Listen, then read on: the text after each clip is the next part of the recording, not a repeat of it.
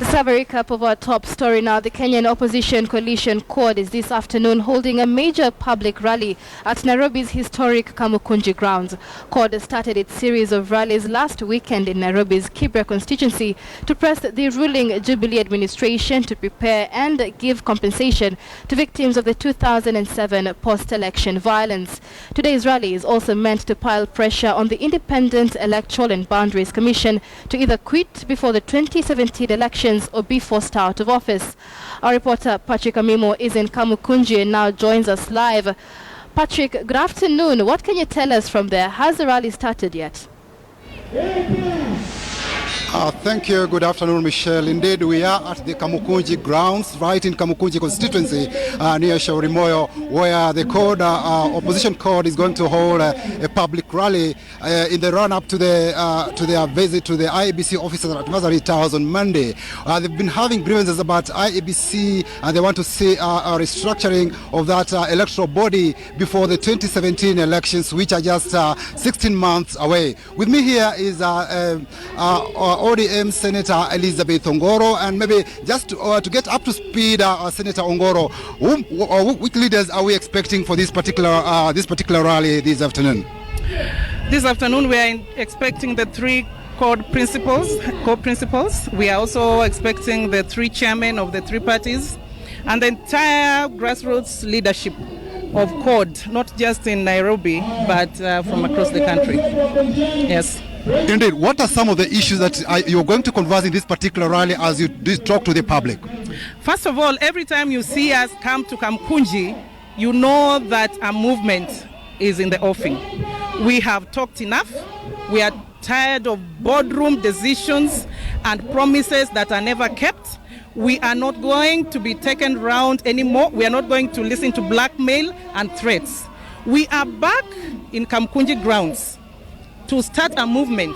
And you know, if you follow the history of this nation, every movement that has started in Kamukunji, when we wanted multipartism, we started in Kamukunji. When we wanted to have a regime change, we came to Kamukunji. Now we are coming to Kamukunji because we have realized that the executive and those institutions that have been given the mandate to ensure that Kenyans get what is democratically theirs have taken a decision not to listen to the voice of the people. First and foremost, we have issue with the decision of IEBC. Their verdict to pronounce that they are not accepting that we gave them enough signatures. They asked for 1 million, we gave them 1.5 million. Our people were not involved in the verification. To just call some press conference and make a statement that 16 out of 1.5 million signatures are not valid, which process did they follow? We are not accepting that, and we are taking this movement back to the people. We are putting them on notice. Secondly, we are putting this country on notice. We shall not go for the next general election with the current commissioners. We are not fighting the institution that is known as IEBC. We have specific issue with the current commissioners who we demand that must resign immediately, go home, and then the opposition, all political parties, stakeholders in this nation must be involved in the selection and appointment of the next line of commissioners. Lastly, we want to state this movement belongs to the people. And if anybody sits pretty in any office and makes threats, intimidates, and treats the CORD coalition principles as if they were people who are just fighting for their own gains, then we now want to talk to them through the people. We want to hear Kenyans talk.